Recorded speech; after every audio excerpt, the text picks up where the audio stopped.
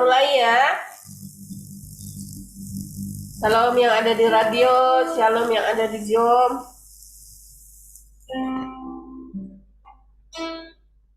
Mari sama-sama kita berdoa. Terima kasih Bapak, kami bersyukur buat segala kebaikan-Mu. Terima kasih hari ini Engkau mengumpulkan kami dalam hadirat-Mu. Kami mengucap syukur atas kasih-Mu dan hidup-Mu yang melimpah di dalam hidup kami. Terima kasih Bapak, Engkau yang berdaulat penuh di tengah-tengah kami. Kami percaya ketika kami berkumpul di dalam nama-Mu, Engkau Allah yang hadir di tempat ini bersama-sama dengan kami. Terima kasih, kami memulai persekutuan kami malam hari ini. Dalam nama Tuhan Yesus, haleluya. Amin.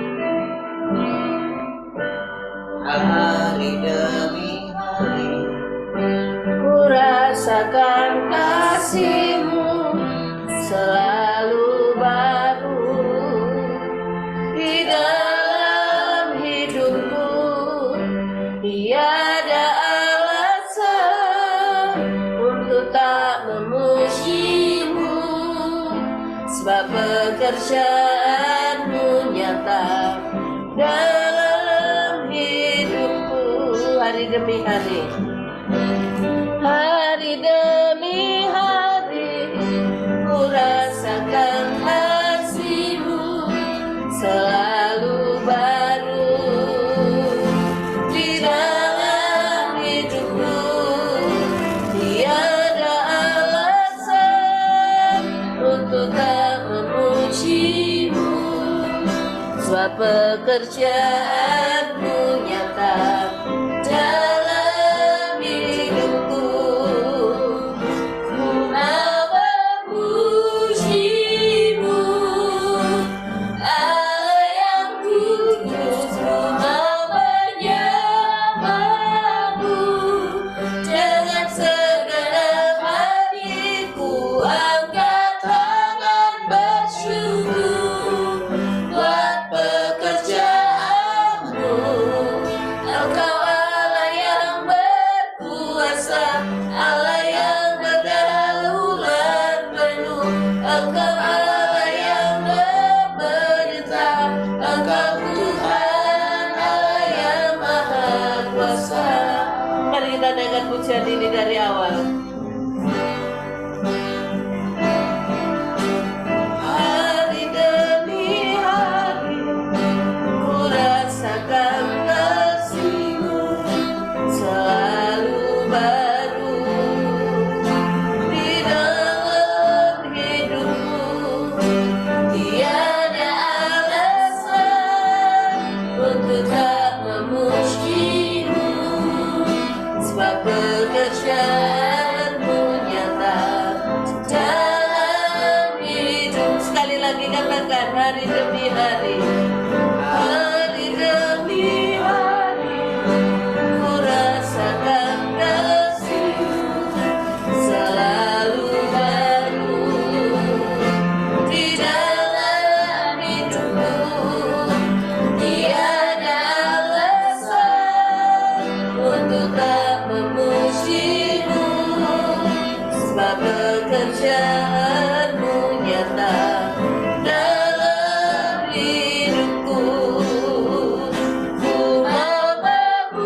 memuji-Mu, Allah yang kudus, ku menyembah-Mu dengan segenap hatiku. Angkat tangan bersyukur buat pekerjaan-Mu.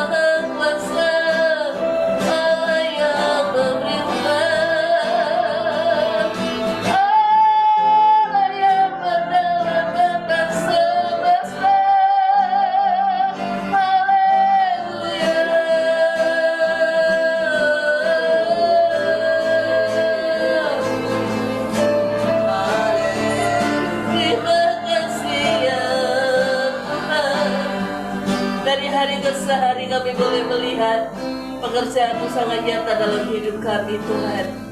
Dari hari lepas hari, kami boleh merasakan Engkau Allah yang nyata di tengah-tengah kami. Terima kasih buat pekerjaan-Mu atas hidup kami. Terima kasih buat karya-Mu yang sedang Kau kerjakan atas seluruh alam semesta.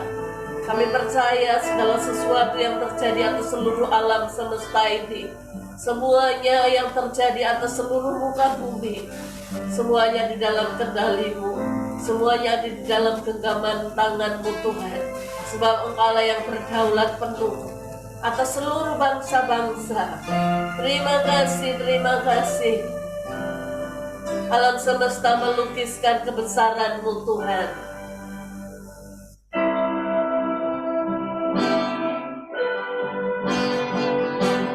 Alam semesta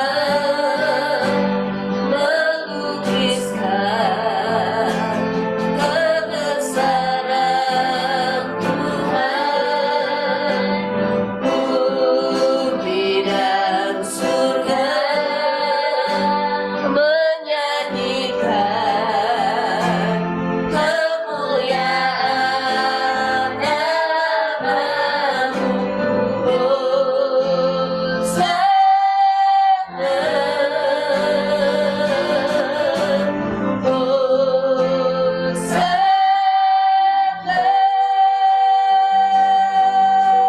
Layak dipuji, disembah, Kaulah yang berkata dulu, sekarang, dan selamanya. Raja atas segala raja, nama-Mu besar termulia. Marilah dengan pujian ini dari awal.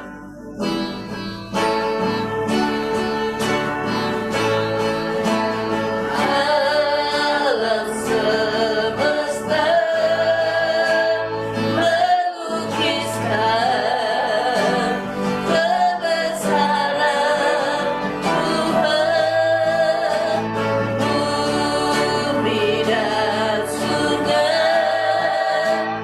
menyanyikan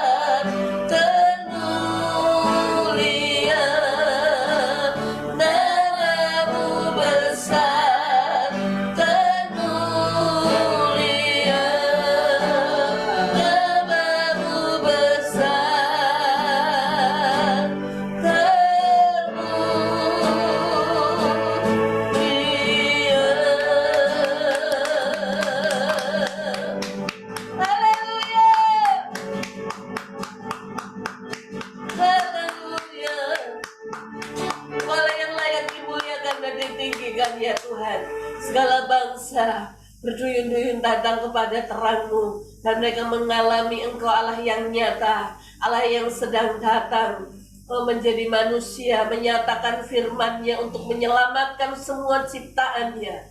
Kami percaya semua yang Kau ciptakan kembali kepadamu untuk menyembah Engkau, Allah yang hidup, Tuhan Allah yang maha kuasa, Allah yang sedang datang atas seluruh alam semesta ini.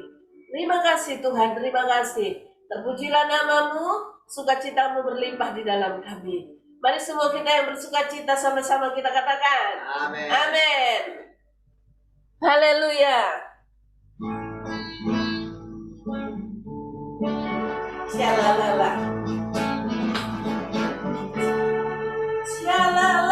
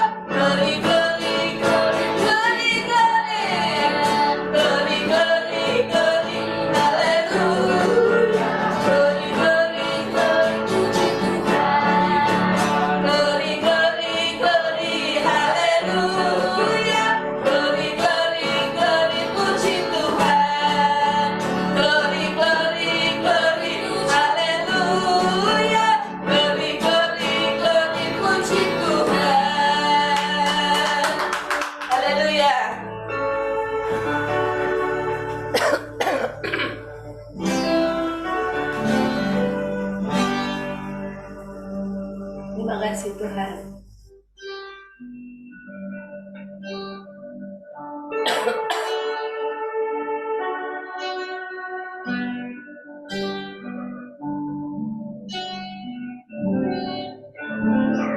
Namamu selalu ku sebutkan di dalam doaku dengan penuh penyembahan. Kasih-Mu senantiasa ku kenal dalam pujianku. Dengan kerinduan ku rindu, dunia pun merasakan kasih yang ku rasakan dari-Mu Yesus. Tuhan, ku rindu semua yang Kau lakukan, membuat dunia mengerti. Kau menunjukkan Allah itu kasih. Mari kita naikkan pujian diri dari awal.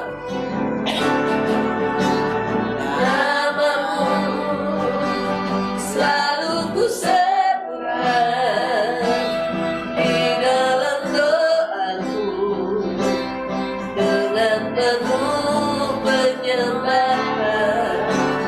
Kasih-Mu senantiasa ku kenal dalam pujianku. Dengan kerinduan ku rindu, dunia pun merasakan kasih yang ku rasakan dari-Mu Yesus. Tuhan, ku rindu semua yang Kau lakukan, membuat dunia mengerti. Kau menunjukkan Allah itu kasih. Rindu dunia pun merasakan kasih yang ku rasakan dari-Mu Yesus. Tuhan, ku rindu semua yang Kau lakukan, membuat dunia mengerti. Kau menunjukkan Allah itu. Sekali lagi katakan, ku rindu semua yang merasakan kasih yang ku rasakan dari-Mu Yesus. Tuhan, ku rindu semua yang Kau lakukan, membuat dunia mengerti. Kau menunjukkan Allah itu kasih. Kau menunjukkan Allah itu kasih. Kau menunjukkan Allah itu kasih.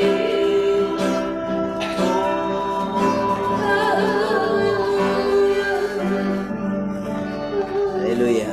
Kasih Tuhan, kami bersyukur malam hari kami bersekutu kembali Tuhan. Tahu Tuhan, kasih Tuhan. Tahu setiap kali kami ada di hadapan-Mu, kami boleh merasakan kasih-Mu yang luar biasa Tuhan. Mari silakan Tuhan kembali Engkau mengajari kami lewat perkataan-perkataan. Perkataan-perkataan yang baru, hikmat yang baru Tuhan. Tuhan, kami datang dengan rasa kerinduan, lapar dan haus akan Engkau Tuhan. Terima kasih Tuhan. Kami menantikan Engkau Tuhan. Kami merindukan Engkau lebih dari segalanya. Terima kasih Tuhan. Kesegaran menyegarkan kami semua.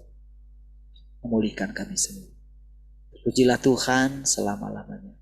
Mari semua yang mengasihi Tuhan sama-sama katakan, amin. Shalom semua.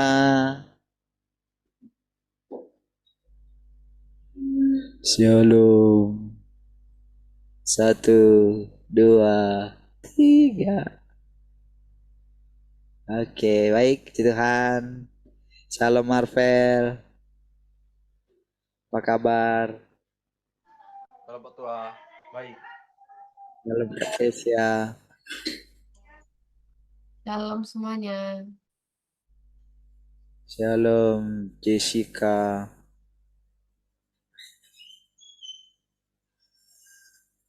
Shalom keluarga Glory. Salam Tante Heni. Shalom Tian dan Esther. Baik, puji Tuhan. Sebentar ya. Semuanya. Buka.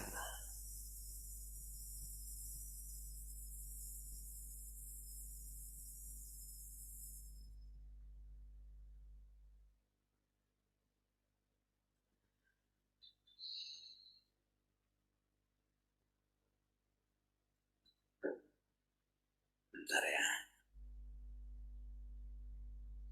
Oke, baik.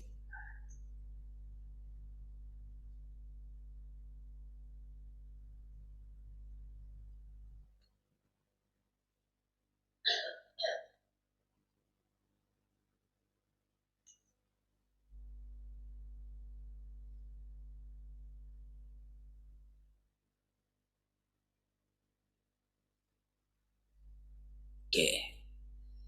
Oke ya. Judul yang baru sekarang ya. Semua orang yang tidak mengenal Tuhan adalah orang-orang yang menentang Tuhan. Ya. Untuk memahami tujuan pekerjaan Tuhan, hasil yang dicapai pekerjaannya dalam diri manusia, dan apa sebenarnya kehendaknya bagi manusia, inilah yang harus dicapai oleh setiap orang yang mengikuti Tuhan. Jadi jelas ya. Jadi bukan masalah memperoleh kemuliaan atau memperoleh mahkota, bukan itu ya. Karena seandainya itu saudara, tentu saudara Tuhan kan tidak perlu turun ke muka bumi ini saudara untuk menjadi manusia. Mahkota itu kan atau kemuliaan itu kan tempat yang tinggi, tempat yang terhormat gitu. Nah, kalau seandainya tujuan terakhir kita memperoleh itu saudara, tentu saudara kita kan akan menyaingi Tuhan gitu. Ya, tentu akan ada persaingan satu dengan yang lain gitu untuk memperoleh tempat yang layak. Maka sama lagi nanti saudara kita seperti murid-murid yang bertengkar satu dengan yang lain saudara. Padahal saudara tujuan Tuhan bukanlah itu saudara. Nah tujuannya adalah supaya kita mengenal Tuhan, mengenal kehidupan gitu sebetulnya.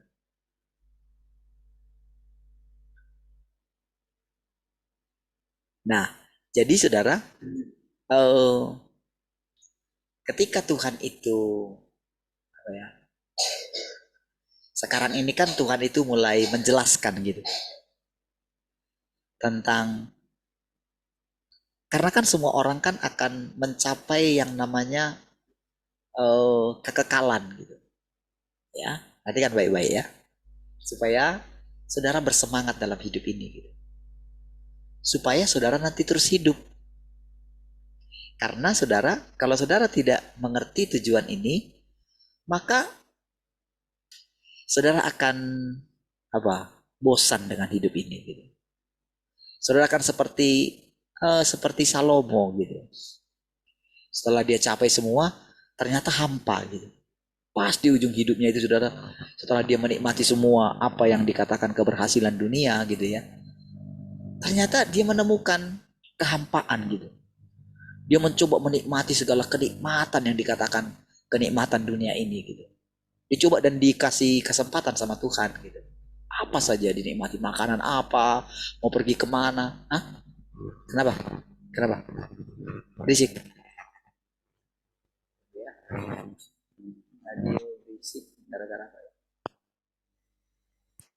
Coba dengar ini, apa masalahnya?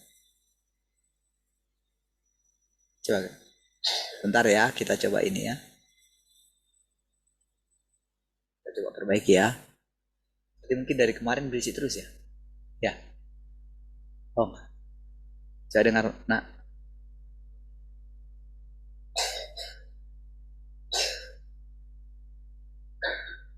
Oh, ini kita naik turunkan. Sudah? Coba dengar radio, nak. Hah? Cek 1. Sebentar ya, kita perbaiki radionya dulu. Itu ya. Coba matikan casnya, coba. Masalah casnya enggak? Enggak, boleh matikan dua-dua. Berarti ya, biar aja hidup, biar tahu.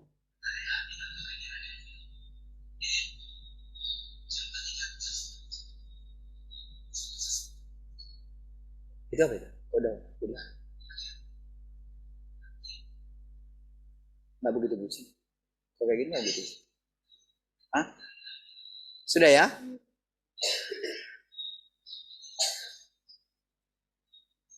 Kan dia butuh waktu kalau dimatikan. Nggak berapa baterai? Hah? 30 menit. Berapa persen? Oke, sorry nggak bisa dihitung karena casannya ya. Oh, pindah di situ nak. Oke, sorry tidak karena masalah casan. Kalau lagi gimana ya? Oke ya, radio. Boleh komen sudah mending hidupin lagi itunya casannya nggak apa-apa.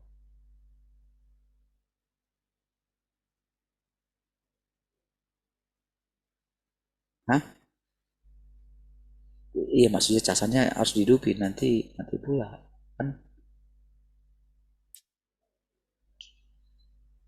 Oke. Nanti kalau ada masalah di itunya radio karena itu ya casannya. Baik. Mari kita lanjutkan. Oke. Nah, saudara, tema kali ini sangat penting ya. Pentingnya adalah kita mulai dikasih tahu gitu. Jadi tujuan kita hidup itu bukan masalah kita masuk sorga gitu. Karena sorganya pun sorga orang itu belum jelas gitu.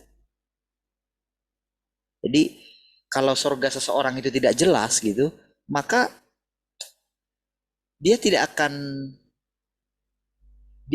punya semangat untuk mencapai sorga itu gitu. Kalau dia nggak jelas. Selama ini kan bayangan orang sorga itu tempat yang indah gitu. Tidak ada air mata gitu. Apalagi? Oh mungkin padang rumput yang luas, yang hidup katanya rumputnya gitu. Enggak, itu enggak. Itu dunia bisa buat seperti itu gitu. Dan memang dunia ini menawarkan gitu. Menawarkan tempat yang indah gitu. Tempat tujuan. Negara-negara berusaha ingin negaranya, kotanya bersih lah. Tidak ada pencemaran lah. Mungkin tumbuh pohon-pohonan. Bahkan mereka mengubah padang gurun menjadi pertanian gitu ya. Apalagi semua di padang gurun ada sungai, mereka mengubah tempat yang tandus menjadi subur gitu ya. Tetapi sudah jadi itu kalau itu gambaran orang tentang sorga, maka dunia bisa membuat itu. Dan selalu saudara kan kayak tempat-tempat wisata ya, tujuan atau destinasi wisata gitu ya, tujuan-tujuan wisata mereka membuat tempat itu indah gitu. Jadi kalau misalnya di orang-orang luar itu ya, orang-orang Eropa gitu, mereka itu selama masih muda sampai umur sekian gitu mereka mengumpulkan uang gitu demi di masa tua nanti mereka itu akan keliling dunia gitu.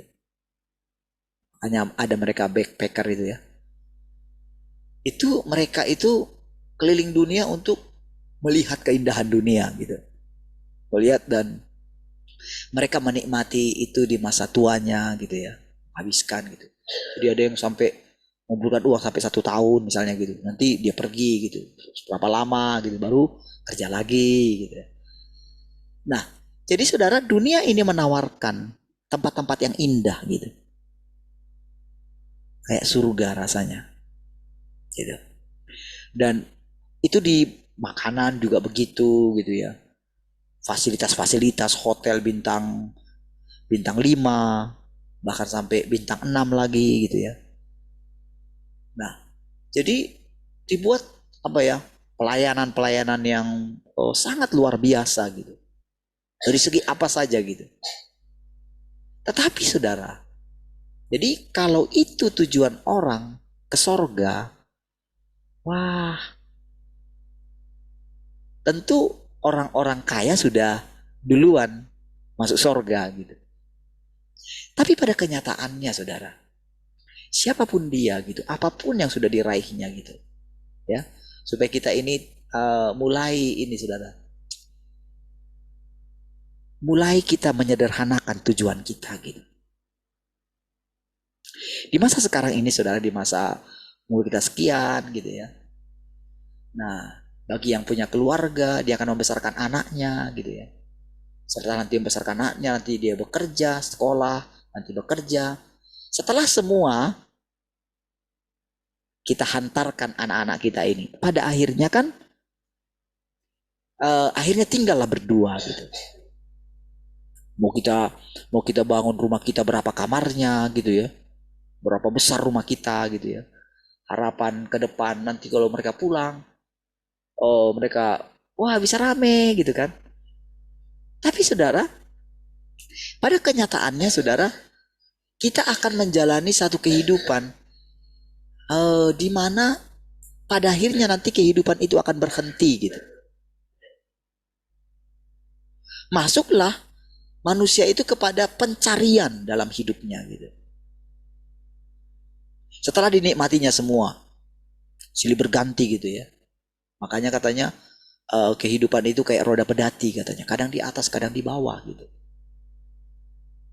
Nah, tetapi jadi orang yang sudah menikmati satu kehidupan yang lebih baik, ketika melihat orang yang baru menikmati, kadang dia gini, aduh kamu ini baru kaya aja sedikit gitu misalnya gitu ya.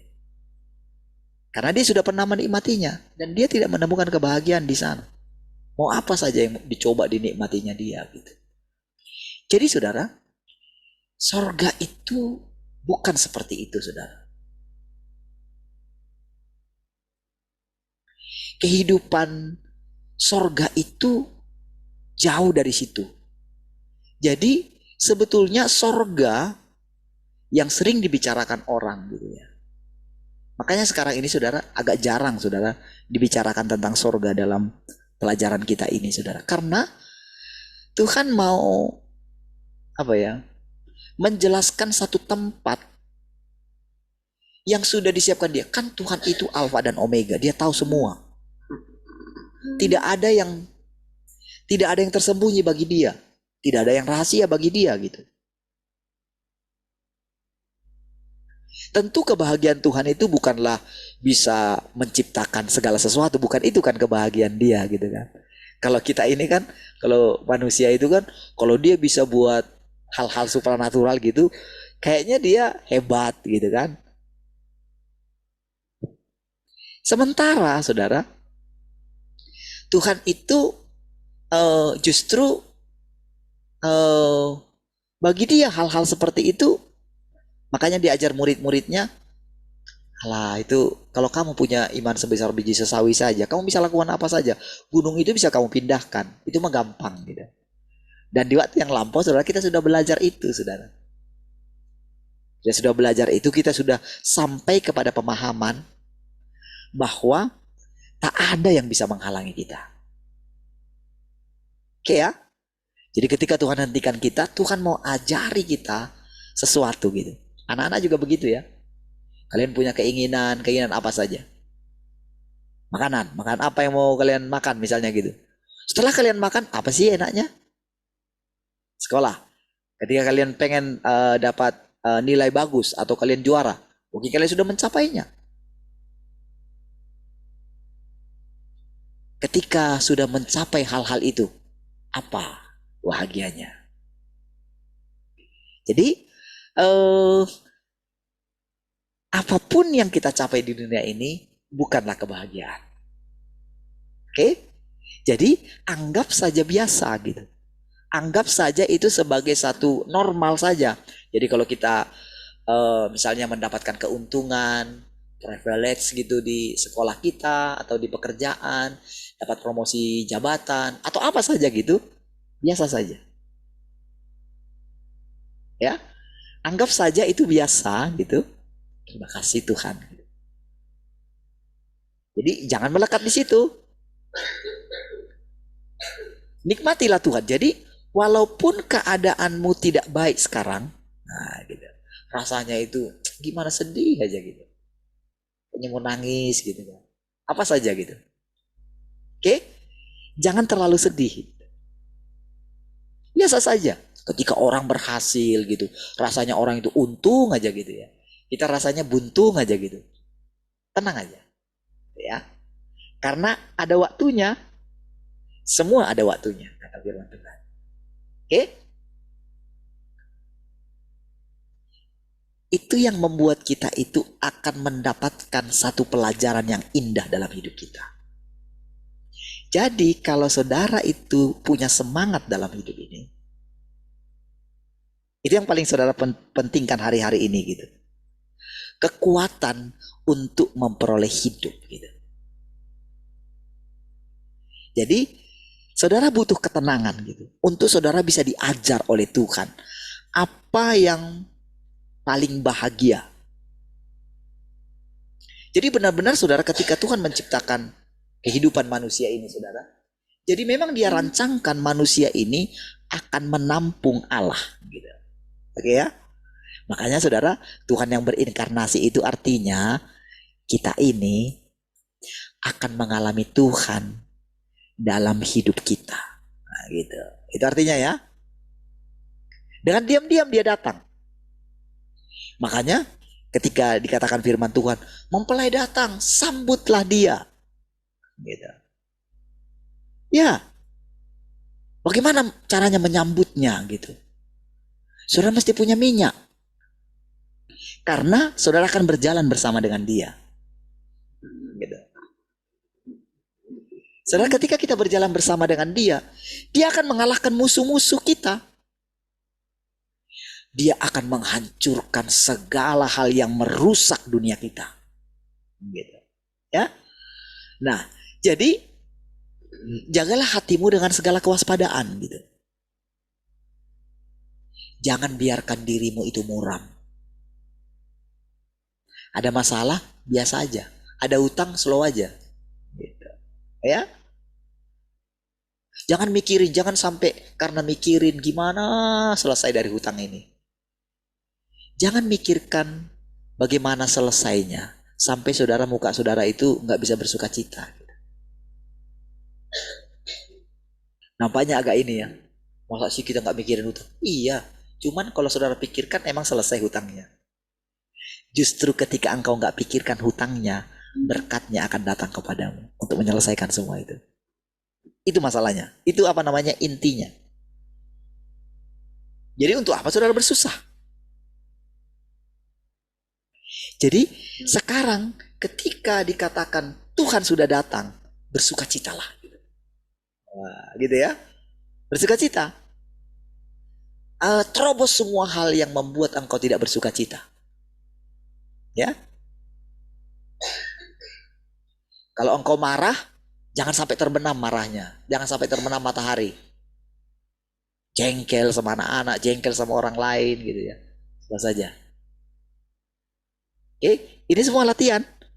Supaya nanti saudara, engkau punya kekuatan untuk menerima semua hal yang akan ditunjukkan Tuhan kepadamu.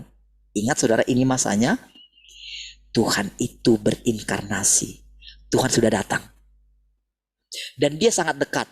Sedekat di pintu rumahmu. Nah, gitu saudara.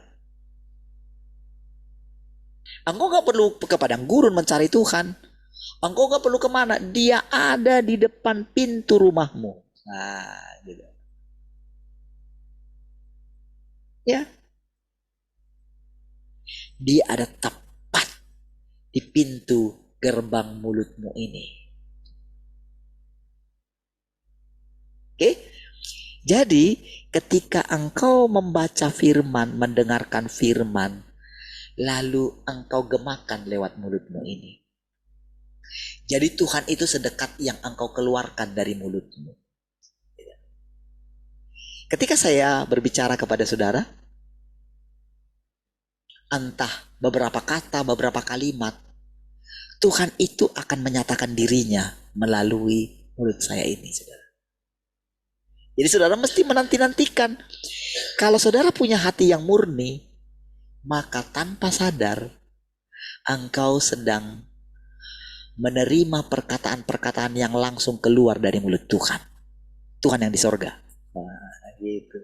Karena ini masanya Tuhan itu berbicara melalui manusia. Ini bukan lagi misalnya gini. Bukan lagi misalnya, oh saya nabi. Enggak, itu masanya sekarang. Itu sudah lewat. Sekarang masanya Tuhan sudah datang. Kok bisa? Ya bisa dong. Orang dia Tuhan pencipta.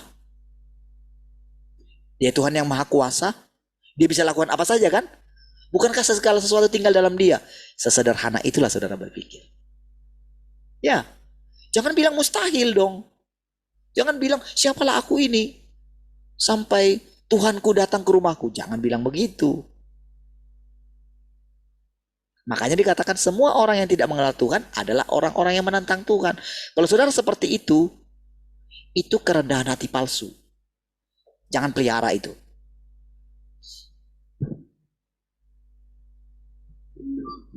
Kalau ada yang menuduh engkau di dalam pikiranmu, lawan dia. Kalau iblis terus menuduhmu untuk segala pelanggaran, segala masalahmu itu, lawan dia. Lawan dengan apa, saudara? Ingat Tuhan. Ya, karena tujuan Tuhan adalah menyelamatkan kita, menyempurnakan kita. Makanya sampai dikatakan karena tidak ada orang yang datang di pesta itu ketika diundang Tuhan. Makanya semua diundangnya pergi ke simpang-simpang katanya. Karena semua orang punya alasan, semua orang pada sibuk di akhir zaman, saudara. Sehingga dicarilah orang yang gak kerja, dicarilah orang yang pengangguran, pergi ke lorong-lorong. Di lorong-lorong pasti banyak orang butuh kerjaan gitu.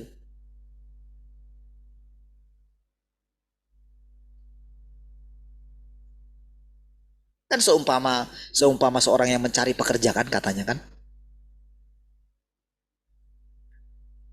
Sampai sore masih pergi cari lagi gitu. Sama juga seumpama orang yang undang untuk pesta pernikahan gitu. Tempatku harus penuh katanya. Tapi itu belum tujuan aslinya. Karena di situ masih masuk orang. Jadi ketika dipanggil itu ada orang yang tidak pakaian pesta. Jadi itu belum akhir. Itu permulaan. Karena sekarang itu mulai kita itu dikasih makan. Kita dijamu oleh Tuhan di rumahnya sendiri. Tapi ketika di situ dilihat kok ada yang nggak pakaian pesta, makanya selalu ingat waktu awal-awal kita itu, saudara. Itu gambaran secara ini saja, saudara, secara fisik. Namun sebetulnya gambaran lebih realnya itu adalah suasana hati kita. Bukan masalah pakaian indah kita secara fisik, bukan kita pakaian putih-putih gitu, bukan. Tapi suasana hati kita gitu. Gak ada alasan untuk seseorang tidak pakai pakaian pesta. Jadi syaratnya untuk bisa makan di ruang pesta itu harus pakai pakaian pesta. Tidak pakai pakaian kabung. Ingat ya.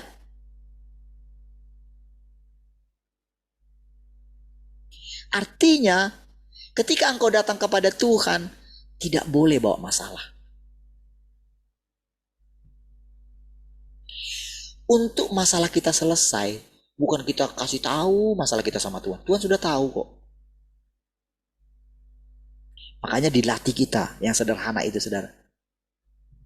Bisakah kamu datang kepadaku tidak membawa masalah? Oke?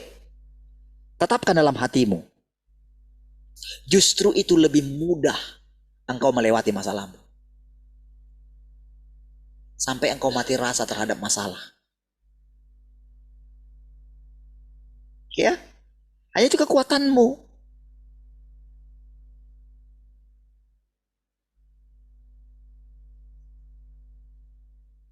Oke, baik. Mari kita lanjut, saudara.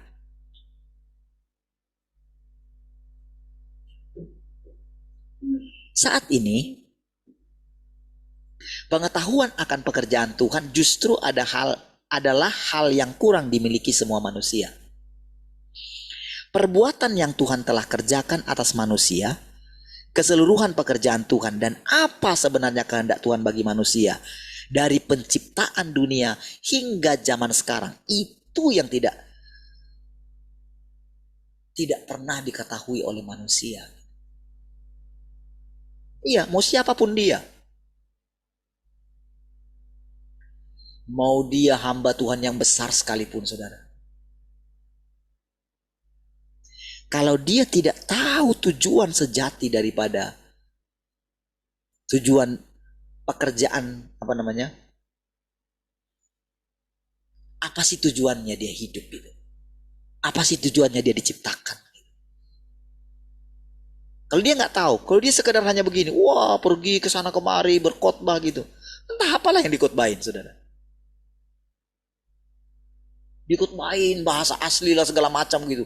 Dikotbahin, sementara dia nggak bisa melakukannya.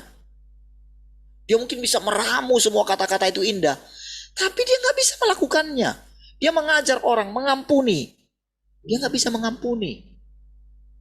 Dia mengajari orang hidup kudus, rendah hati. Dia nggak bisa rendah hati. Dia ajar orang terbuka. Dia nggak bisa terbuka. Dia ajar orang terima semua berkata-kata dengan baik. Dia nggak bisa melakukannya. Untuk apa dia khotbah? Gitu. Ada gunanya. Tapi saudara, demi dia terus harus berbicara, saudara. Setiap minggu dia mungkin harus berbicara mungkin. Lalu dia berbicara. Rasanya dia menggurui orang lain, mengajar jemaahnya bla bla bla. Tapi setelah dia selesai berbicara, setelah dia dalam sendirian, saudara, akhirnya lunglai, saudara. Ya. Dia gak menemukan kebahagiaan yang sejati. Apalagi kalau yang sudah sendirian, saudara. Ketika istri pergi duluan. Ya.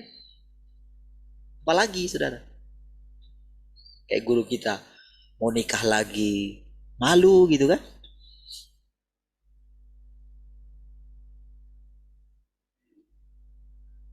Nanti kalau nikah, nanti rasanya bersalah gitu. Padahal jadi jatuh dalam dosa gitu.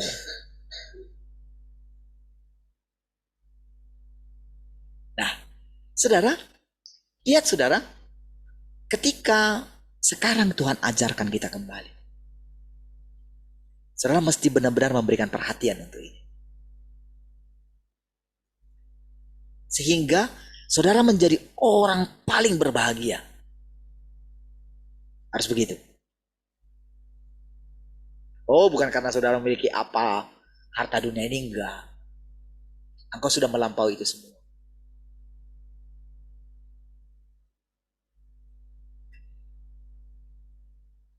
Ini adalah hal yang tidak diketahui atau dipahami manusia. Kekurang tahuan ini tidak hanya terlihat di seluruh dunia keagamaan, tetapi juga pada semua orang yang percaya kepada Tuhan. Sudah berapa lama kita percaya kepada Tuhan?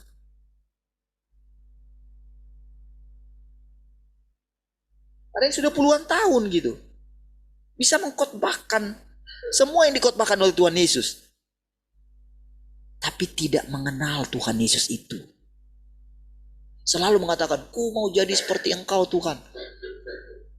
Mungkin nangis-nangis gitu. Tapi ketika diperhadapkan pada kenyataan,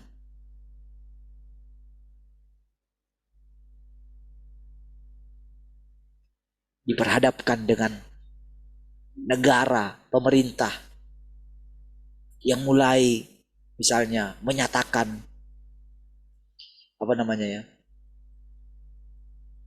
menyatakan kuasanya gitu. Pada akhirnya apa saudara? Kompromi saudara. Kalau Tuhan Yesus saudara, coba lihat saudara. Adakah Tuhan Yesus seperti itu? Tidak. Tapi orang itu mau menjadi seperti Tuhan Yesus.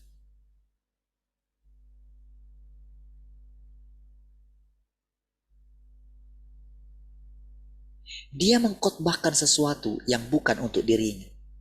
Dia mengajar jemaatnya, kamu mesti mengandalkan Tuhan. Tapi dia nggak pernah mengandalkan Tuhan. Gampang aja dia ngomong gitu sama jemaatnya. Kita mesti punya iman. Oh, dia punya segalanya. Hari-hari ini mungkin hari yang menakutkan gitu. Tenang saudara, ada Tuhan. Ya iyalah kamu tenang, kamu punya uang, kamu punya makanan semua berlimpah. Tapi kamu nggak tahu jemaatmu. Ya kan? Tapi mereka itu selalu khotbahkan, mari kita andalkan Tuhan Yesus. Teruslah berulang-ulang seperti itu. Sekarang kita sadar. Tuhan ada di antara kita. Yang ngajari kita melewati semua hal. Kau ajariku lewati hari ini. Cipta lagunya saudara sampai hari ini belum muncul saudara. Karena di setiap hari mau bersama dengan Tuhan. Sampai nanti tiba waktu. Kau ajariku lewati hari ini. Apa lagi? Kau mampukanku badai dunia. Gimana? Kau menolongku untuk nyatakan pribadimu. Apa lagi? Dalam segala masaku, ku mampu bukan karena kuatku, ku mampu karena ku duduk di kaki.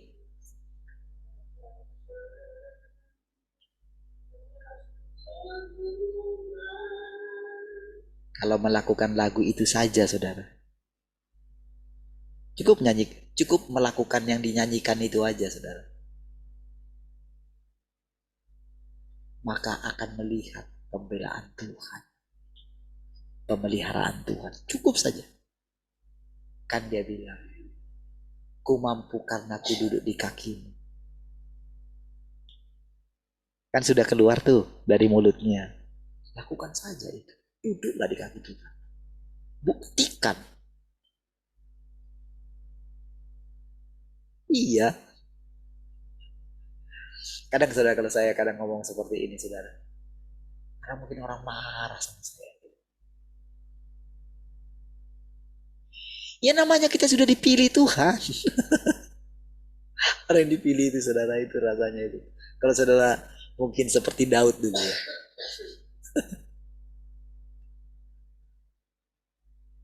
Daud itu gak ada takutnya soalnya. Ketika didengarkan suara yang itu nakut-nakuti orang Israel, 40 hari bayangin saudara. Woi orang Israel, ada nggak di sana seorang yang bisa melawan aku di sini? Kata si Goliat gitu. 40 hari saudara. Suatu saat ketika disuruh bapaknya ngantar makanan untuk abang-abangnya gitu. Dia dengarkan itu saudara. Bah, dilihat dia. Kok takut semua orang ini? Benar buana mah. Katanya gitu.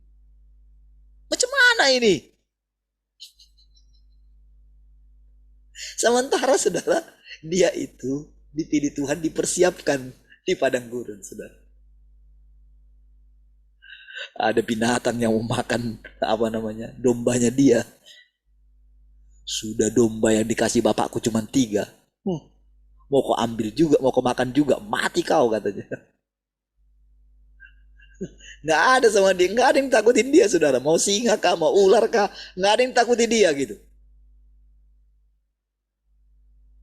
Ya boleh bayangkan gitu ya, ketika dia lihat ular gitu. Tunggu kau katanya, diambil ketapelnya itu, ambalang itu. Pasti kena kepalamu katanya. Gitu, dilatih. Tapi sudah yakin saudara, pasti kena kepalanya. Emang iya sekali, itu pasti kena gitu saudara.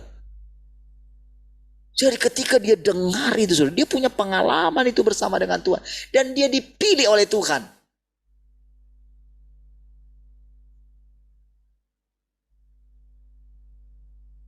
Ketika dia dengar hinaan itu saudara, marahlah dia. Tapi sesudah diterima tantangan itu saudara, berdoa dia kan. Baru datang ininya saudara. Jadi pada waktu itu saudara, roh Tuhan memenuhi dia gitu. Tapi sesudah pulang dari situ saudara, apalagi ketika dibilangin sama orang-orang lain gitu. Bahkan Raja Saul itu bilang, "Ih, kamu ini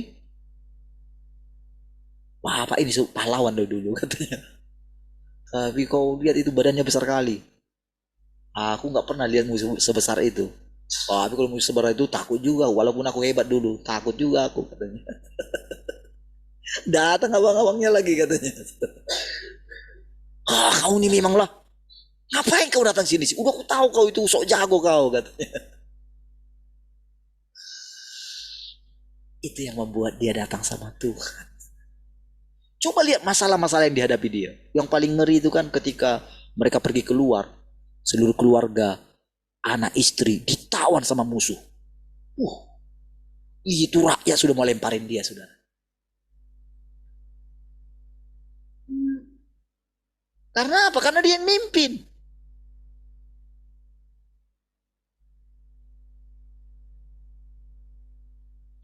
Saudara, kalau kita dipilih sama Tuhan. Jadi mungkin lagu itu indah gitu ya.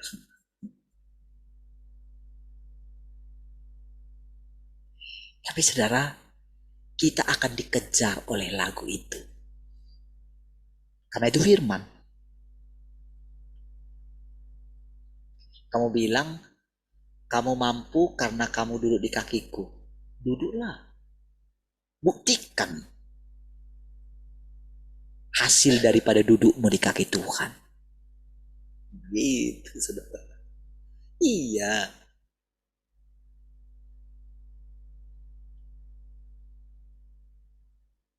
Jadi ada konsekuensi daripada pilihan Tuhan. Tapi kalau engkau mau menolak panggilan Tuhan, itu artinya menentang Tuhan. Cobalah kata Tuhan. Itu. Ya, kamu kan ciptaanku. Harusnya kan aku bebas.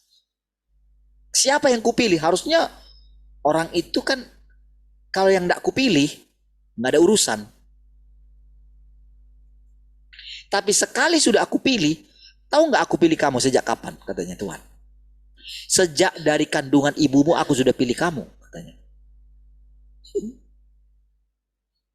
Apa mau kita tolak? Orang iya, kita sudah ditetapkan sejak sebelum dunia dijadikan, kita sudah ditetapkan. Mau cemana? Mau lari?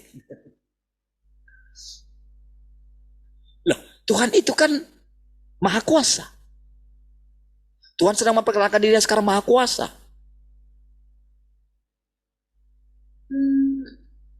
Cobalah, kata Tuhan gitu. Sekarang kamu bebas. Nanti, kalau kamu benar-benar menentang terus, gak mau, Nasihat Tuhan kayak gini, saudara. Sudahlah, tenangkanlah hatimu. Sudah, rasakanlah kasihku.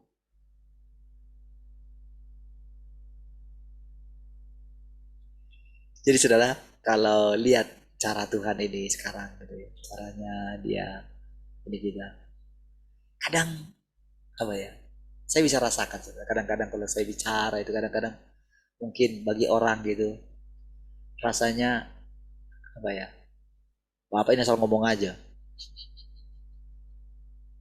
Enggak kok, saya nggak salah ngomong, karena memang kenyataannya begitu kok, memang benar kok.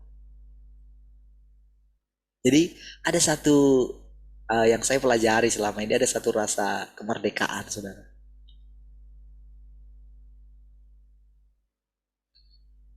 Pelayanan ini punya Tuhan, silahkan saja.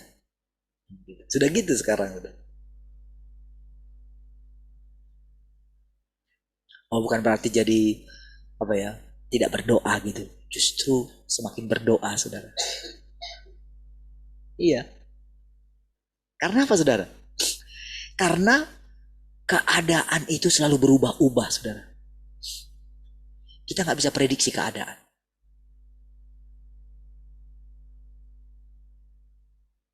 Jadi sampai nanti kita itu mencapai tempat istirahat kita, itu benar-benar kita itu memerintah bersama dengan Tuhan.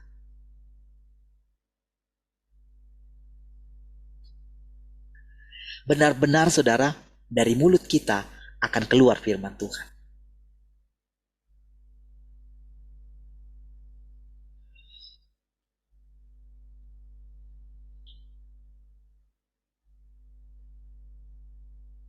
Ketika tiba saatnya, ketika engkau benar-benar melihat Tuhan, ketika engkau benar-benar menyadari hikmat-Nya, ketika engkau melihat semua perbuatan yang telah Tuhan kerjakan, ketika engkau mengenali siapa Tuhan dan apa yang dimilikinya, ketika engkau telah melihat kelimpahan, hikmat, keajaiban, dan semua yang telah dikerjakannya atas manusia, pada saat itulah engkau akan mencapai keberhasilan dalam imanmu kepada Tuhan. Saudara, setelah kita melewati puluhan tahun ini saudara, puluhan tahun, 3 tahunan ini saudara. Apanya kita sudah puluhan tahun saudara.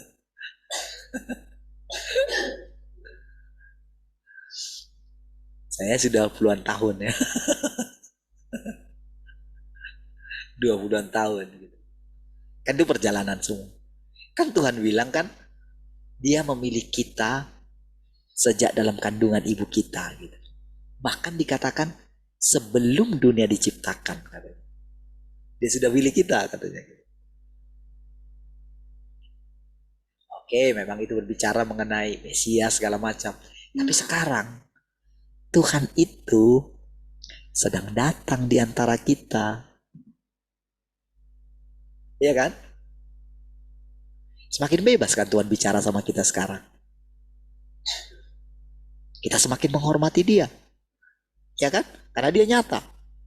Apa yang saya katakan ini, saudara bisa konfirmasi dengan Tuhan yang menyatakan dirinya di dalam saudara. Buktikan saja. Kayaknya sudah terbukti lah ya.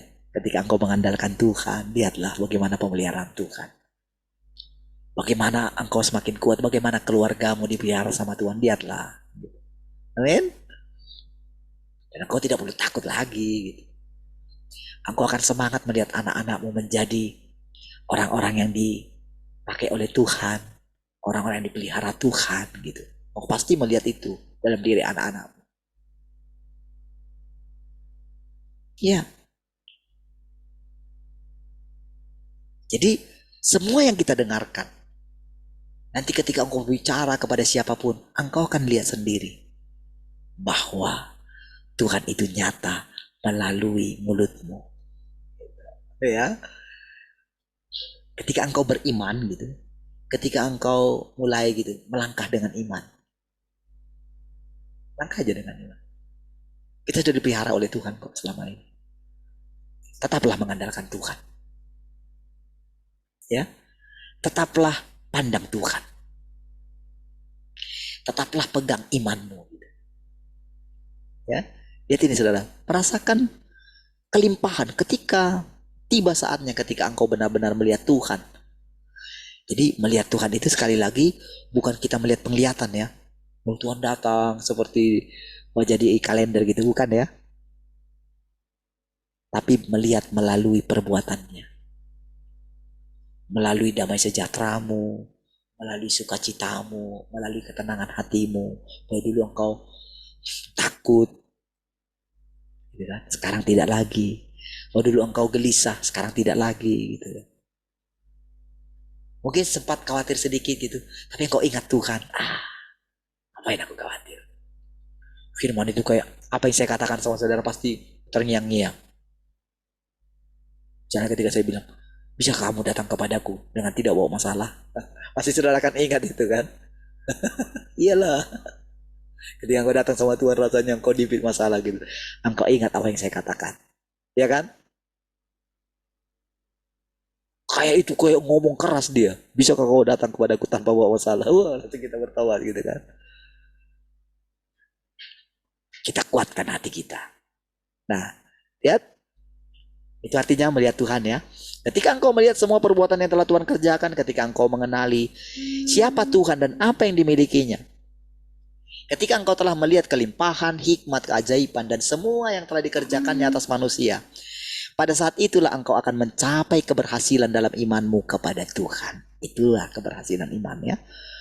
Ketika Tuhan dikatakan mencakup segalanya dan sangat berlimpah. Apa yang dimaksud dengan mencakup segalanya dan apa yang dimaksud dengan sangat berlimpah?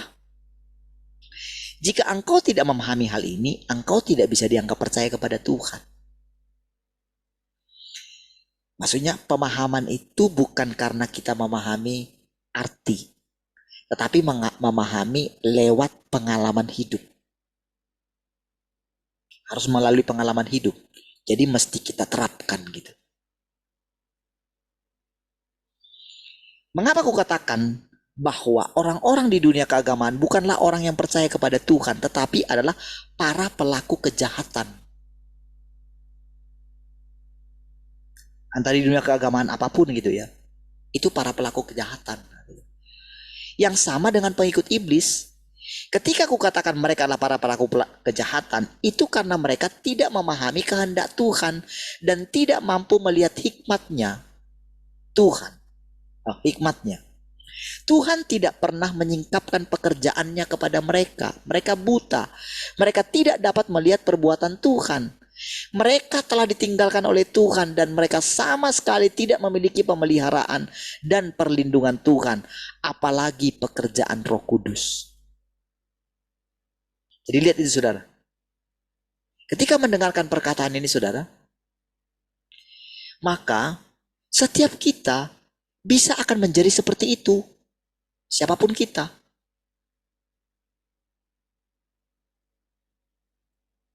Jadi bukan berarti ketika dikatakan kepada orang-orang di dunia keagamaan gitu ya. Seolah-olah si Anu hamba Tuhan tertentu gitu. Bukan. Kita pun bisa akan terjebak di situ. Ya.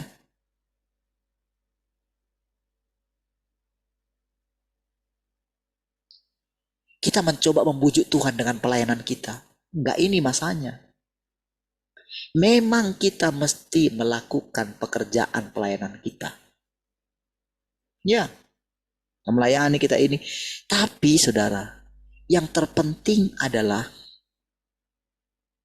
apakah kita mengenal Tuhan? Apakah kita mengenali pekerjaannya? Apakah kita mengalami pekerjaannya? Gitu. Apakah dia menjelaskan tentang pekerjaannya kepada kita? Apakah kita mendengarkan suaranya? Apakah kita bisa mengikuti dia terus gitu? Ataukah gagasan kita yang masih kuat? Kehendak kita yang masih kuat? Sekalipun kita dikasih kehendak bebas. Selalu berjaga-jagakah kita akan segala keinginan kita?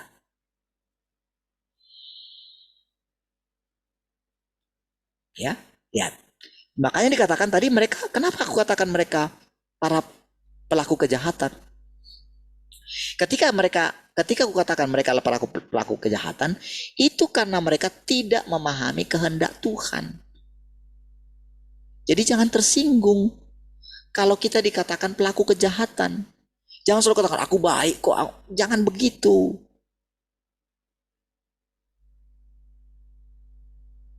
Dengarkan saja.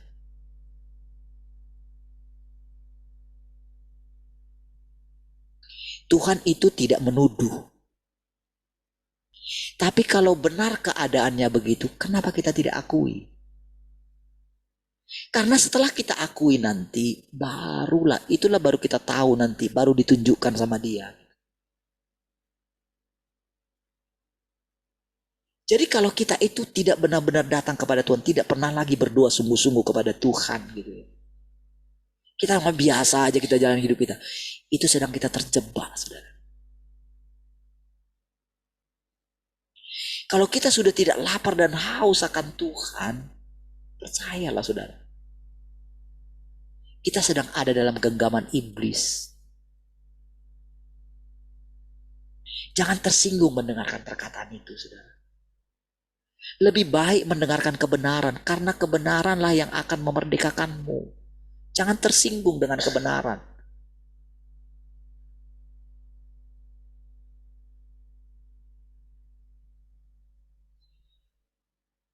Jadi, kenapa dikatakan mereka itu pelaku kejahatan? Itu karena mereka tidak memahami kehendak Tuhan.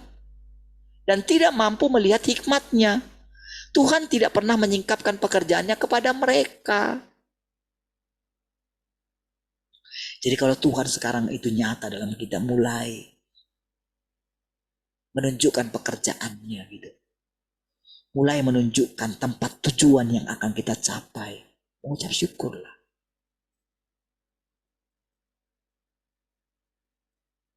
Menyanyilah untuk Tuhan. Menarilah untuk Tuhan. Lakukan apapun itu untuk Tuhan. Libatkanlah Tuhan dalam segala hal. Jujurlah. Berterus teranglah. Jangan menyimpan sesuatu. Lihat. Mereka telah ditinggalkan oleh Tuhan dan mereka sama sekali tidak memiliki pemeliharaan dan perlindungan Tuhan. Apalagi pekerjaan Roh Kudus.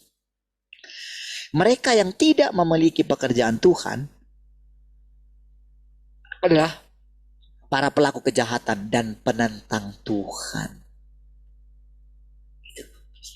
Mereka yang tidak memiliki pekerjaan Tuhan.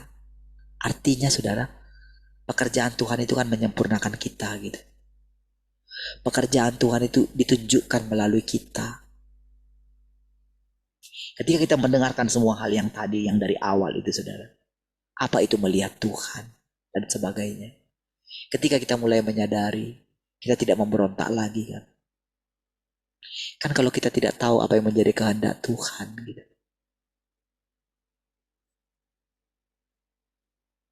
Kita tidak sadar kalau kita sudah dipilih Tuhan gitu. Dengan kita mendapatkan firman seperti yang saya katakan lewat lagu itu saudara.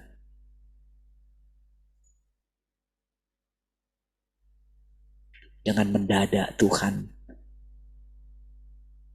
yang kamu cari itu gimana lagunya? Dada dada dada dada dada. Kan betul ya? Lagu mami itu. Dengan mendadak itu.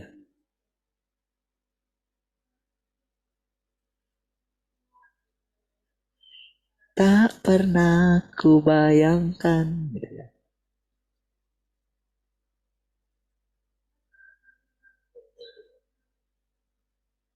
Engkau datang dengan caramu.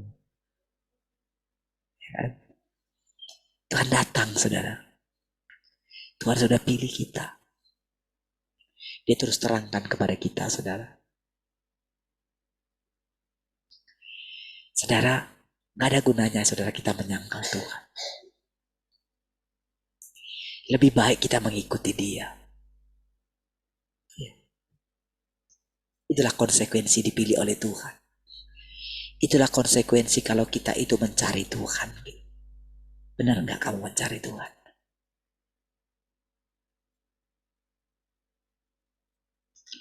Kita mulai melihat pekerjaan Tuhan dalam hidup kita. Jadi apa yang terjadi dalam hidup kita sekarang ini, saudara? Itu adalah pekerjaan Tuhan. Pekerjaan penyelamatan Tuhan dalam diri kita. Bagi orang lain, saudara, mereka tidak mengalami semua ini. Karena Tuhan tidak menuntun mereka. Suatu saat, saudara, ketika kita berbicara kepada mereka, tahukah saudara? Kadang-kadang kita tidak tahu, saudara. Kalau ketika orang berjumpa dengan kita, mereka sedang berjumpa dengan Tuhan, saudara.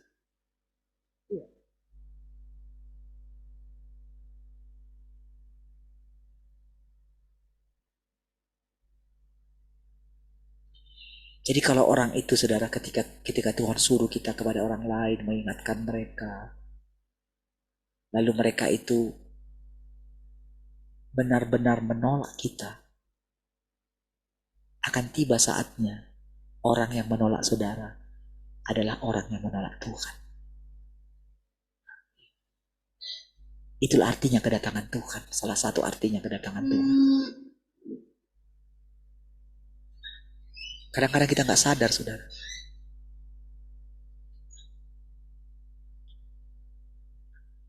Jadi sekarang, saudara, kalau Tuhan ingatkan kepada kita semua di sini, gitu ya, kita orang yang paling berbahagia, saudara. Tapi sekaligus, saudara, ada bahaya mengintai kita, saudara.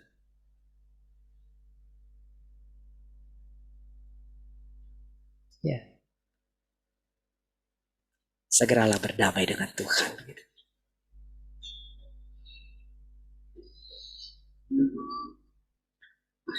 Para penentang Tuhan yang kubicarakan mengacu pada mereka yang tidak mengenal Tuhan.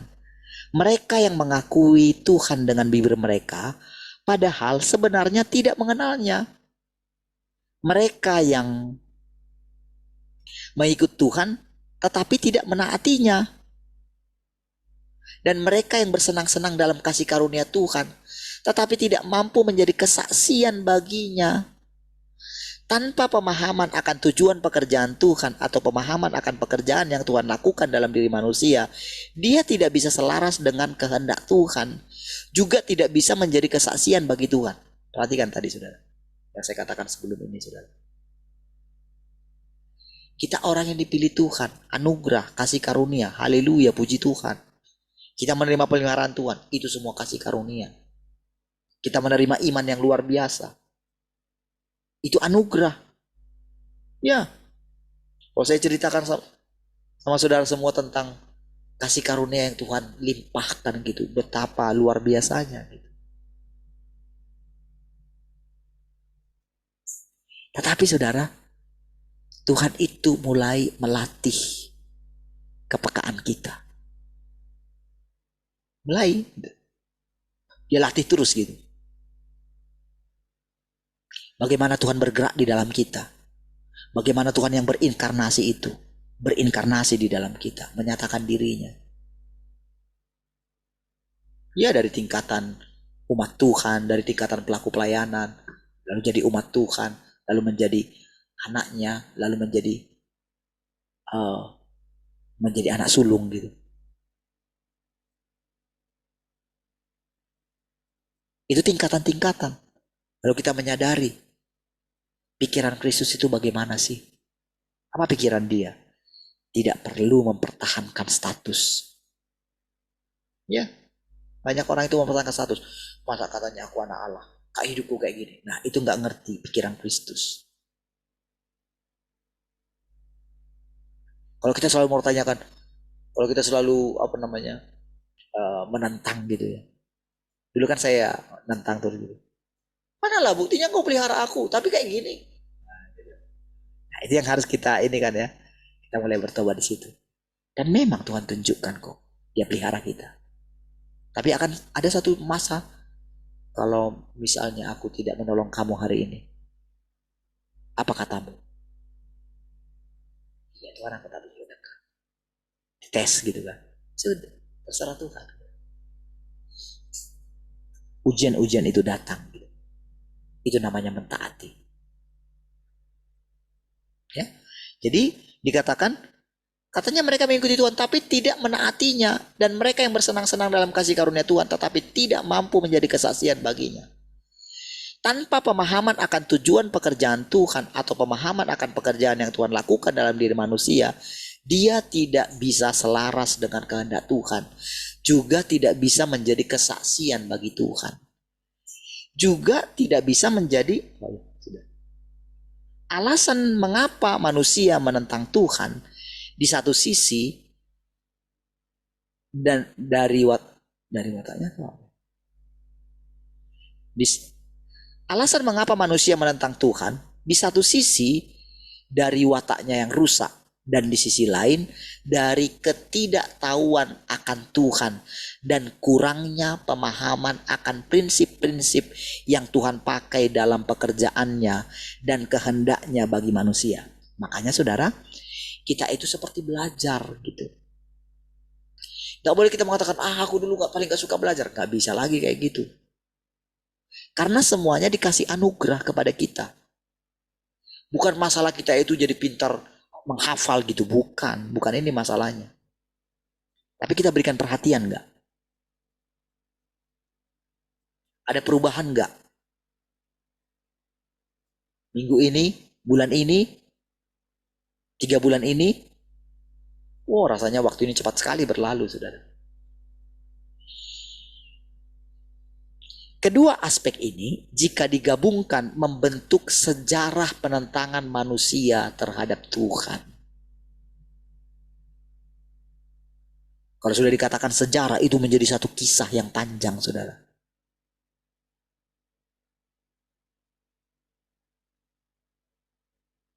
Makanya, saudara, ketika kita menjalani hidup kita sekarang, kan kita melanjutkan kehidupan yang sebelumnya. Kalau kita dikasih kesempatan sekarang, saudara.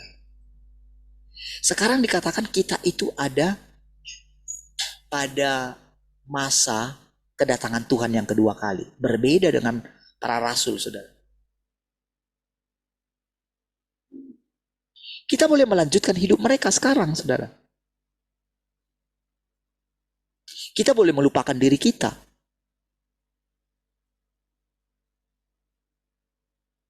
Ya.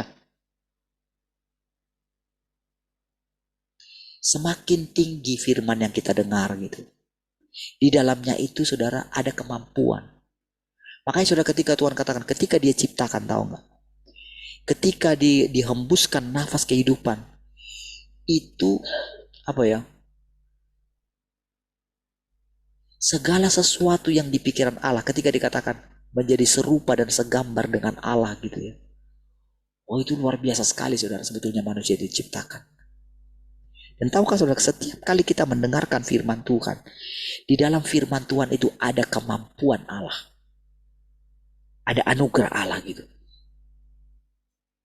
Makanya sampai-sampai saudara, ketika Tuhan lewat beberapa kali dari pohon ara itu, mungkin sudah pernah dia melewatinya itu, saudara. Jadi saudara, saking dia tidak merespon, harusnya menurut Tuhan itu begini. Jadi ketika Tuhan berjalan itu, tahu nggak? Harusnya semua yang sekeliling dia itu harus merespon. Iya. Walaupun Tuhan tidak berfirman sama mereka. Segitunya, saudara. Makanya saudara, ketika dikatakan pergi pancing ikan misalnya, buka mulutnya, dari dalam mulutnya itu ada koin itu. Iya. Itu sudah sudah ada perintah itu. Sudah ada firman soalnya.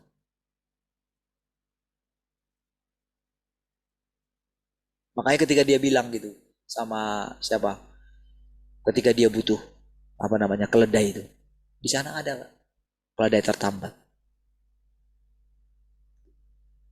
Buka ikatannya kalau dia itu belum pernah dipakai. Buka ikatannya kalau ada orang yang nanya, hei mau kemana itu?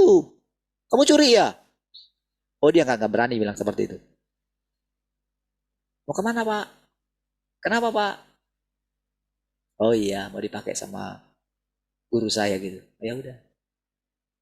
Iya kayak gitu sudah. Nggak ada yang bisa tahan. Ketika dia butuh tempat untuk ini.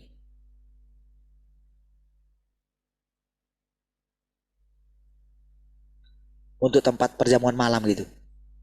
Dia cukup bilang, pergi ke sana, saya dari rumah loteng 2. Bilang aja sama orang itu. Ada nggak di sini kamar yang bisa dipakai untuk ini? Oh ada di sana. Seperti itu. Makanya si pohon ara itu saudara, itu kan Tuhan nggak berfirman. Jadi kalau bayangan Petrus bisa menyembuhkan orang gitu. Lebih lagi saudara, bayangan Tuhan Yesus. Iya. Nah, kalau saudara memahami hal itu gitu ya. Jangan katakan aku tidak mengerti. Itu karena engkau belum benar-benar lapar, menemukan lapar dan haus akan Tuhan. Jadi jangan biarkan keadaanmu seperti itu. Berdoalah kepada Tuhan. Minta pertolongan Roh Kudus. Ya.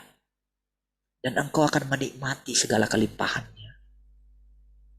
Ya. Jadi anugerah bagi kita, saudara. Untuk bisa mendengarkan Tuhan setiap hari.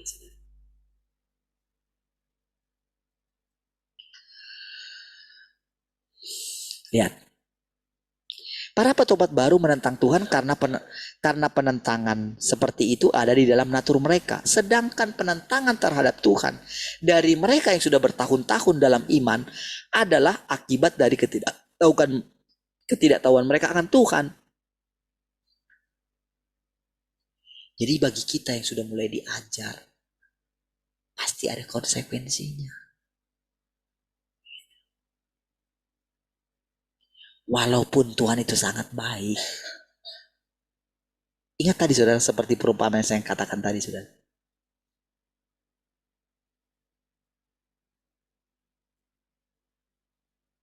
Seperti tadi masalah ikan tadi dan segala macam tadi pohon ara itu. Dikutuk. Mulai sekarang kamu gak bisa hidup lagi. Mati dia. Memang iya kok. Kalau kita pikir ya apalah pohon ara. Tuh bisa ditebang orang juga dia gak merasa sakit kok. Misalnya kayak gitu kan. Tapi itu sebagai satu pelajaran saudara.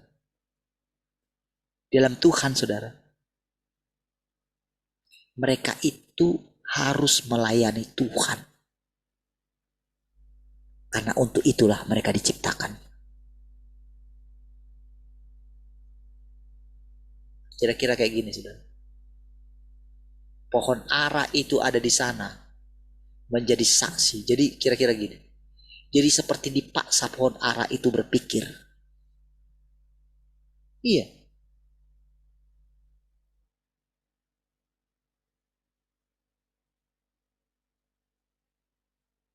Mungkin dia malas-malas gitu. Ketika dia mau itu. Oh udahlah biar buahku aja. Biar pohonku aja rindang gitu. Malas dia berbuah gitu. Dia tidak tahu. Ada masanya. Ketika Tuhan pemilik alam semesta ini sedang lewat. Dia gak bersiap.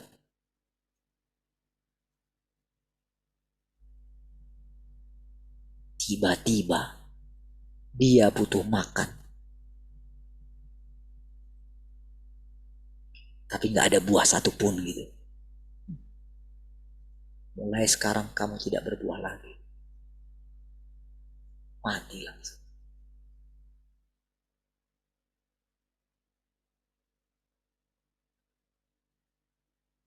Makanya saudara kepada murid-murid dia tegas. Anyahlah engkau iblis katanya.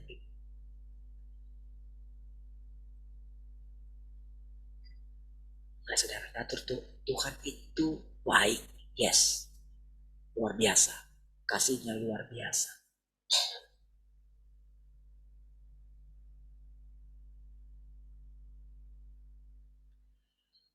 Jadi lihat saudara, kalau sudah bertahun-tahun dan anugerah bagi kita mendengarkan firman Tuhan setiap hari. Tuhan itu sangat baik, luar biasa. Kita benar-benar sudah diizinkan melihat masa depan. Ya.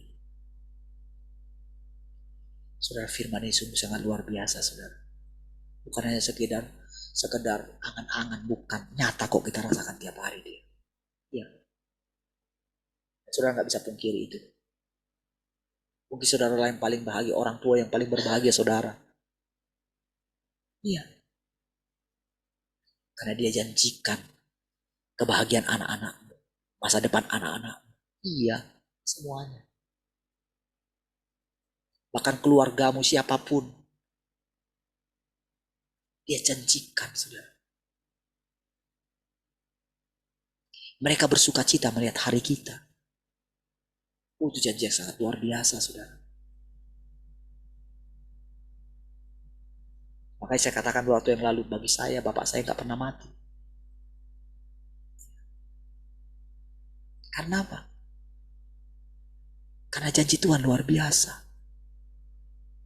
Mungkin semasa hidupnya, bapak saya tidak melihat apa yang kita lihat sekarang. Tapi ketika melihat keturunannya berbicara seperti ini, bapak saya bersuka cita melihat hari saya. Ya dong. Iya. Karena mereka melihat, karena bapak saya melihat Tuhan yang sudah datang kedua kali. Iya, saudara.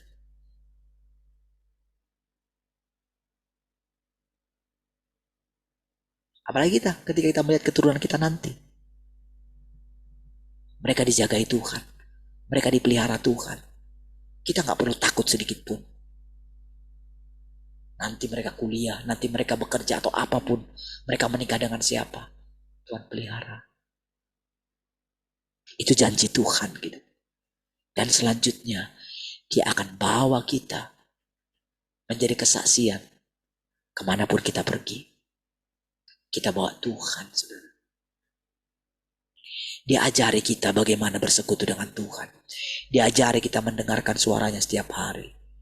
Dia ajari kita memahami maksudnya. Jangan katakan, aku tidak bisa lagi, aku sudah tua, aku tidak bisa berpikir lagi. Tidak. Justru sekarang pikiranmu itu di-renew gitu, disegarkan gitu. Ya. Dulu engkau mungkin gak sempat kuliah dulu. Mungkin otakmu gak cukup lagi gitu. Tapi sekarang otak kita disegarkan. Ya karena Tuhan datang setiap hari. Engkau gak perlu minder terhadap orang paling pintar di dunia ini. Karena kau lebih pintar dari mereka. Karena apa? Karena pencipta otak ada di dalam dirimu. Kita gak perlu minder.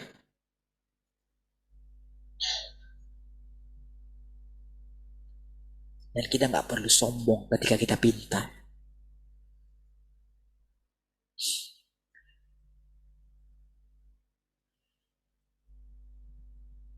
Pada masa sebelum Tuhan menjadi manusia. Nah, ada perkataan ini.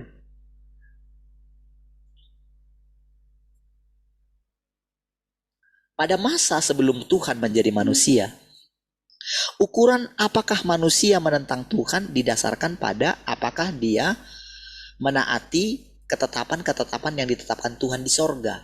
Misalnya, pada zaman hukum Taurat, siapapun yang tidak mematuhi hukum Yahweh dianggap sebagai orang-orang yang menentang Tuhan. Oke? Lihat sekarang kita ada di zaman mana. Siapapun yang mencuri persembahan kepada Yahweh atau siapapun yang menentang orang-orang yang diperkenan Yahweh dianggap sebagai orang yang menentang Tuhan dan akan dirajam sampai mati.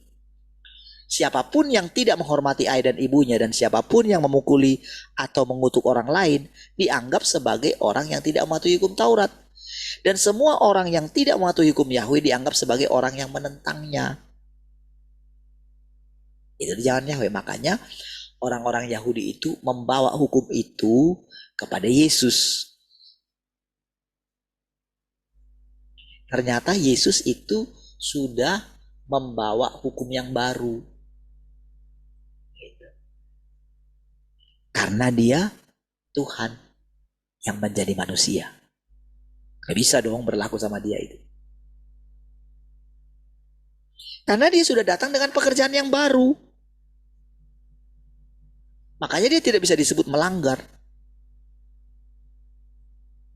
Makanya dia katakan dia mengakhiri. Mari kita lanjutkan. Dan semua orang yang tidak mau hukum Yahweh dianggap sebagai orang yang menentangnya. Hal ini tidak berlaku lagi pada zaman kasih karunia, di mana siapapun yang menentang Yesus dianggap sebagai orang yang menentang Tuhan. Dan siapapun yang tidak menaati perkataan Yesus dianggap sebagai orang yang menentang Tuhan. Pada zaman ini, cara mendefinisikan penentangan terhadap Tuhan menjadi lebih akurat dan lebih nyata. Pada masa ketika Tuhan belum menjadi manusia, ukuran apakah manusia menentang Tuhan atau tidak didasarkan pada apakah manusia menyembah dan memandang kepada Tuhan yang tidak kelihatan di sorga. Cara di mana penentangan terhadap Tuhan didefinisikan pada waktu itu tidak terlalu nyata karena manusia tidak bisa melihat Tuhan. Juga tidak tahu seperti apa rupa Tuhan atau bagaimana dia bekerja dan berbicara. Manusia sama sekali tidak memiliki gagasan tentang Tuhan. Dan dia percaya kepada Tuhan secara samar. Karena Tuhan belum menampakkan diri kepada manusia. Oleh karena itu, bagaimanapun manusia mempercayai Tuhan dalam imajinasinya, Tuhan tidak menghukum manusia atau banyak menuntut dari manusia. Karena manusia sama sekali tidak dapat melihat Tuhan. Itu zaman ketika Tuhan belum menjadi manusia. Ketika Tuhan menjadi manusia dan datang untuk bekerja di antara manusia, semua orang melihat dia dan mendengar firman-Nya. Dan semua orang yang melihat perbuatan-perbuatan yang Tuhan lakukan dalam tubuh dagingnya. Pada saat itu semua gagasan manusia menjadi buih. Adapun mereka yang telah melihat Tuhan menampakkan diri dalam rupa manusia, mereka tidak akan dihukum jika mereka mau mentaatinya. Sedangkan orang-orang yang dengan sengaja menentangnya akan dianggap sebagai penentang Tuhan. Mari kita lihat. Kan kita tidak tahu kan. Kan ketika, ingat gak saudara? Kalau saya ceritakan awal-awalnya gitu. Kan ketika saya katakan saya keluar gitu. Kan pada waktu itu kan itu kan tidak masuk akal gitu. Tapi saya pun gak bisa menentangnya. Dan coba lihat. Ketika saya keluar itu saudara. Bagaimana rasanya berjalan dengan baik gitu. Wah rasanya mau ini saudara. Saya bekerja diizinkan gitu. Sampai dilatih terus gitu. Sampai ketika kita melihat kemarin itu saudara. Ketika saya ceritakan berapa banyak orang yang ini saudara. Enggak, ini enggak ada lagi berbicara mengenai. Ini enggak ada berbicara mengenai apa ya. Kita sudah harus melupakan diri kita. Saya sudah harus melupakan diri saya gitu. Makanya Tuhan katakan mesti menyangkal.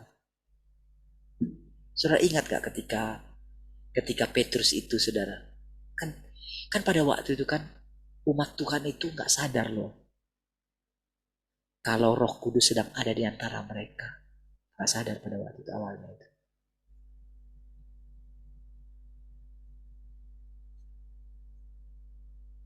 Ketika Ananias dan Safira itu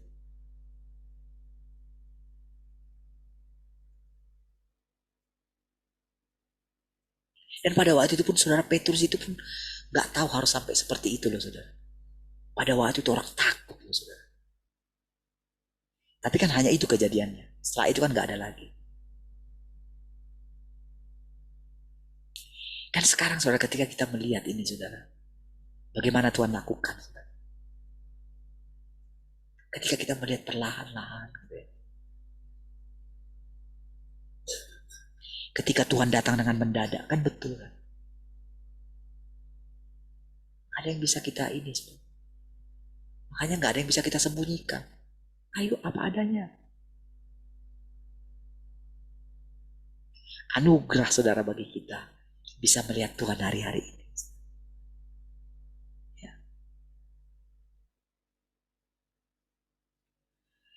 Jadi lihat saudara. Jadi Tuhan kasih tunjuk kepada kita.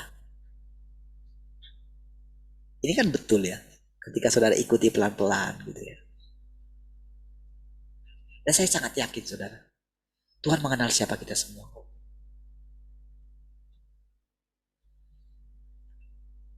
Tidak semenakutkan yang saudara dengar juga.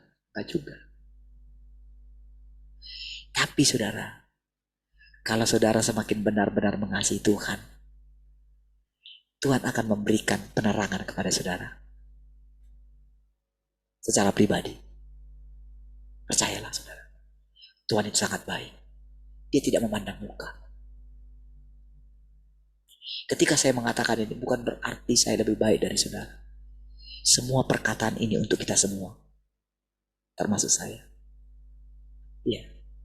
Tak ada gunanya saya meninggikan diri di sini. Tak ada gunanya saya, karena itu bukan pikiran Kristus. Itu pikiran iblis kalau ada orang yang meninggikan diri. Terus kita berhati-hati gitu. Jadi ketika Tuhan menyatakan dirinya hari-hari ini kepada kita. Puji Tuhan, saudara. Mari kita terus dengan tekun, saudara. Lakukan hal-hal sederhana. Ya.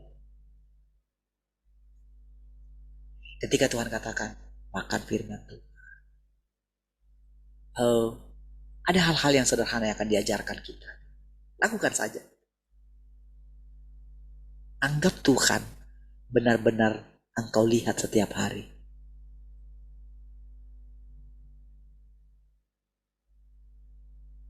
Baik, besok kita lanjutkan.